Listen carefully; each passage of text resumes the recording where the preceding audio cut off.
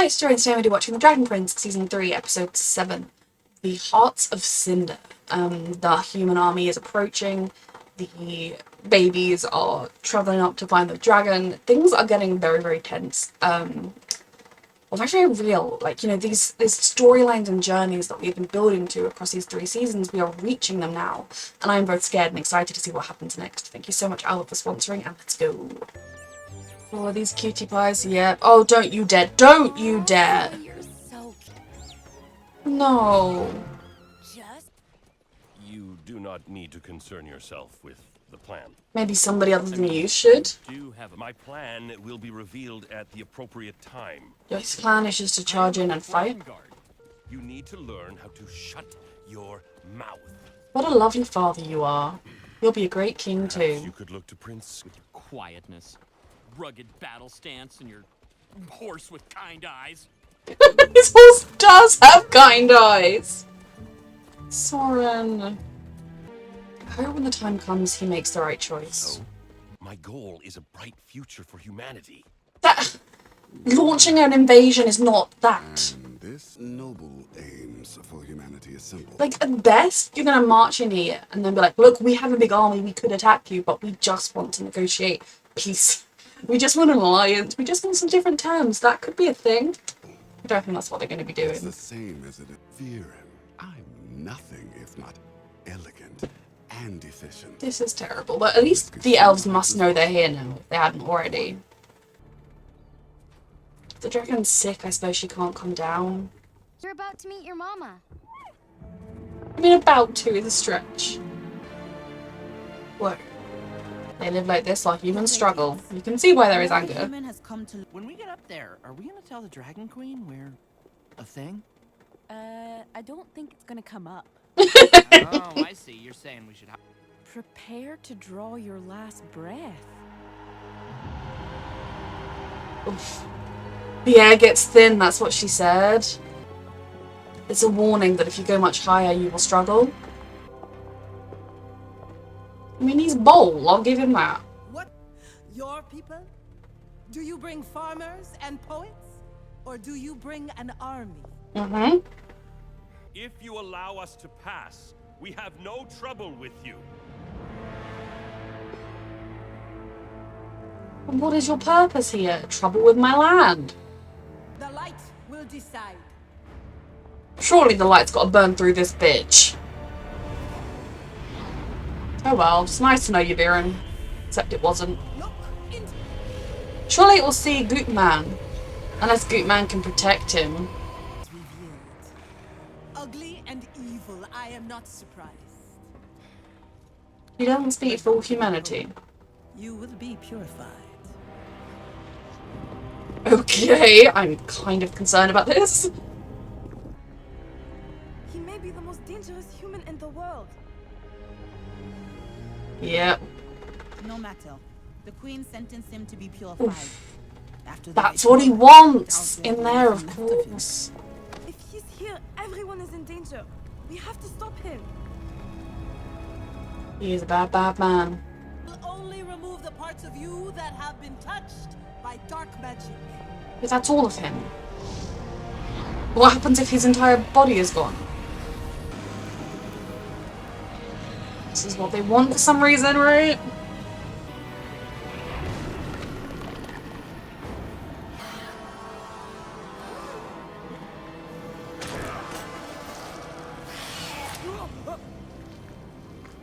Oh no. That's what he wanted. He's corrupted everything. This has gone badly.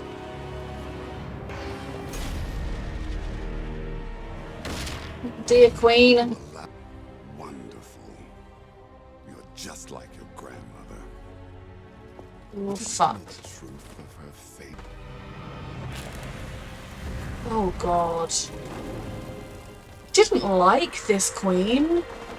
She didn't deserve that, and that's his sister. I hope to be a better queen. So you can't go up there, the same will happen to you. She's willing to put through the burns to save you. This has gone badly. We could say that, could we not? I love that he's still acting like he's subservient to Viren. Like, Viren, you are a fool. Thanks. It's too much. I don't know if I can keep going. Oh. Need some help from somehow.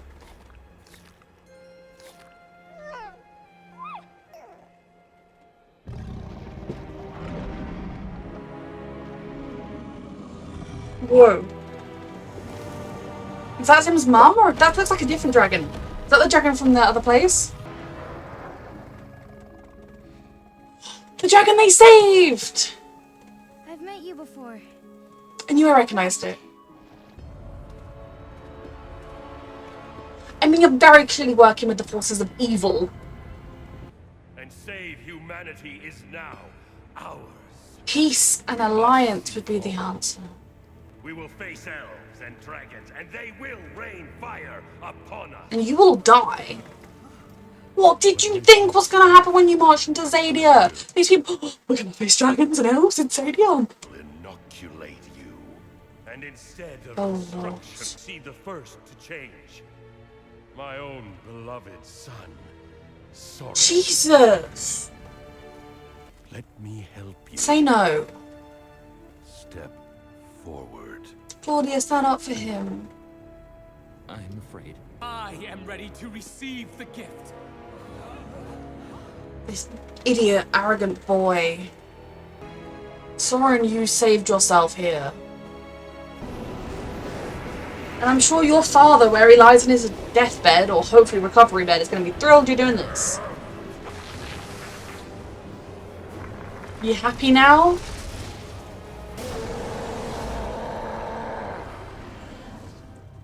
I'm good, thanks. I'm Soren. These munchkins. Gateway wasn't a warning. It was the solution. Oh, the spell. What are you talking about?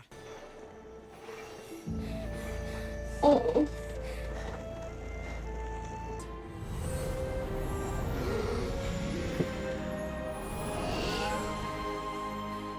So proud of you. We're gonna be okay. Hey, that isn't part of the spell. Yeah, so, What? Little brothers. Where are you going? Away. Stay here anymore, Claudia. He's just doing what needs to be done. Claudia. Claudia. Come with me, Claudia. Save You yourself. can leave him. Please, Soren. Goodbye, Clauds. No. No. The choice is happening. No. I'm proud of Soren. He's doing the hard thing, but it's the right thing. Now, it is time for all of you to Yeah, I'm embrace good, thank you. power on earth. Can it be reversed? Are you gonna do it to yourself? I noticed that his, like, right-hand man guy got himself out of the firing line. Like, are they still human? Are they still themselves? Or are they just angry rage monsters? You are an idiot and a fool. Claudia, go after your brother. Or stay and try and help from the inside. I can't believe we've made it. Is the queen okay? You're too late. No. We're too late because she slipped into a coma that she will wake up from later on, right? Not that she's dead. Okay, so this episode was huge. Everything that happened with the Sun Elves definitely showed you how arrogance and a complacency that you are the all-powerful being and that this tiny human could never possibly do anything to you is potentially your downfall, and it definitely was in this case. It was quite horrific to see. You know, I didn't like the Queen of the Sun Elves. I thought she was kind of emblematic of everything that was wrong with how the elves treated humans and how the elves viewed themselves and viewed humans, and was kind of why we are stuck in this cycle. But she didn't deserve to die the way she did, and potentially, you know, people's power source has gone to the dark side. I imagine it can be saved. At least it seems like her sister would likely be the next queen, and her sister is at least more sensible. But yeah, that was pretty brutal. I love their aunt for just trying to save these elves. You know, she could have been like, oh yeah, humankind, but she wants to do the right thing, and she wants to try and make sure that there are no abhorrent acts of violence like Viren does everywhere he goes. So I really enjoyed their dynamic and their kind of connection, and hopefully they can be some allies in the future, because I feel like we're going to need them. Then Viren. He has completely and utterly lost himself to his dark side. We have seen a lot of it in flashbacks, but we have seen him jump, he's cliff dived off. You know, they were like, you know, you can just walk down the path to evil, and he was like, watch me go. It's quite sad to watch, largely because of the effect he's having on the world around him, the lives he's impacting. I really at some point I was going to say I need the prince, but I don't think the prince exists anymore, but needs the fact that the people that assassinated the other kingdoms and everything, it wasn't elves, it was Catullus, and not even Catullus, it was Viren. But he's turning people into evil fire monsters. I feel like the way he made it sound was like, oh, I'll just be protected against fire and a little bit stronger and I'll still look like me, and instead you turn into a giant lava monster. I don't think the prince knew what he was standing up for. The fact that he was going to do it to Soren, no hesitation, should have been enough to wake Claudia up. But I also think they're doing a really good job with Soren and Claudia. You know, at the beginning of the show, they were kind of one of my least favourite parts, just in the sense that, I think the way that they talk a lot of the time was very much like humour aimed at children. And I kind of was cool with it because it's this is primarily a children's show. And they still do talk like that sometimes. But in terms of the dynamics between their sibling bond, I have really enjoyed. And seeing how these two siblings, who are very different individuals, but have been through a similar thing with their mother leaving and then, you know, choosing between the two and everything like that. Realising your father is not only flawed, but a terrible human being is something that is very hard to do. And Claudia in particular, I think Soren in some ways finds this an easier thing to come to terms with and to break free from, because he has been different from his father his whole life. He has been the disappointment, the child that wasn't good enough, that was nothing like his dad, that his dad was constantly, Soren. You know, that has been their dynamic for the longest time. And yes, I do believe Soren hoped, even in season 1, he was still hoping that he could prove himself to his father, that he proved that his father was wrong to have doubted him, wrong to have looked down on him, and that he was just as worthy of his father's love. But I think we've seen him over the course of these seasons realising that no, I am who I am, but my father doesn't deserve my adoration, my respect, and he doesn't care about me, and he's never going to be proud of me, even if I am a good, wonderful son and person. Whereas Claudia has been her father's mini-me. She took to the magic like him. She is better at it than him in some ways, or at least she's just as inventive as he's ever been. She is good at it, and she is loyal without fault, and she has been his sort of darling daughter that he dotes on and that he treats with respect. And it is much harder to acknowledge that he is flawed and wrong when she has not only always been within the orbit of his love and his acceptance, but also she has been fashioning herself and her own life after him. It is a much bigger break for her. I do hope by the end of this season we see her, I think there is another season coming. I hope that we see her realise this and begin to act against him. And I don't know whether that's going to be on the battlefield countering his spell, whether that's going to be staying with him but working to undermine him. I have no idea. Kind of basically the last episodes of this show could go in any direction. I do not know how this show is going to end, but I do hope, you know, we've seen Soren reach this point, and I almost feel like to a degree he was only staying for Claudia. But when he realised, you know, his father is this far gone, and even when his father was like, you'll be the first one I do it on, and he was like, I don't want to, and the dad was like, you will do it. And Claudia was just like, not looking at him, just like, she didn't stand up in his defence. She didn't say, well, maybe Soren doesn't have to. She didn't protect him in any way. She just kind of stood there. Now, I don't fault her for that necessarily. Their father is terrifying, but I think he needs to stand on his own. And I kind of hope, I imagine he will be heading straight back to Catullus. I do wonder whether he might be going into the city that his father is affected and trying to help there, or whether he might try and go ahead of the army and join up with our crew, because he's coming for Zim, and that is not okay.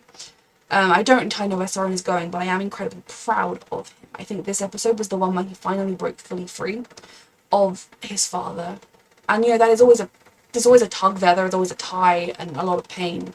And I think the moment when, for Claudia, she made a choice by not going with him, but at the same time, she wasn't ready to make the choice of going away from their father, and I hope she is going to get there. Then we have them making their climb, and sorry. Then we have them making their climb and getting to the top. We had the cute moment of Ezra finding out that Callum and Rayla were more than just friends. Also, the spell that elves would have known, oh, I have to cast that. I thought it was just a warning, you might be struggle to survive up here, but it was no, it was cast this spell, and then you will be able to survive up there. And I love that the dragon they helped earlier in the show was there and was able to help Callum survive, help the baby, and they fought as hard as they could. They climbed as freaking far, given that they should have been having all their breath the whole time. Then when they get there, to find they're too late, and I have to assume, you know, as much as I was like, denial, she's in a coma, I do have to accept that she is most likely dead, because she was sick. And to be honest, if she was dying from heartbreak, if stupid flying elf lady hadn't shot down the bird, maybe she'd have survived, but I don't know. But the idea for Zim that he's seen his father's body, even if I don't know how much he processed that that's what that was, and now to come all this way and to find his mum's not there, that means he's now the, I mean, we already knew he's now the Dragon King, right? Like, he, in the same way that Ezra was left, he these two babies who are the legacy of so much hate and violence and vengeance, but they don't want that. They want to break free, and yet the forces are coming for them anyway. So it's going to be a very, very interesting last two episodes. I'm very excited to watch them. Thank you so much, Albert, for sponsoring this show, and thank you for watching.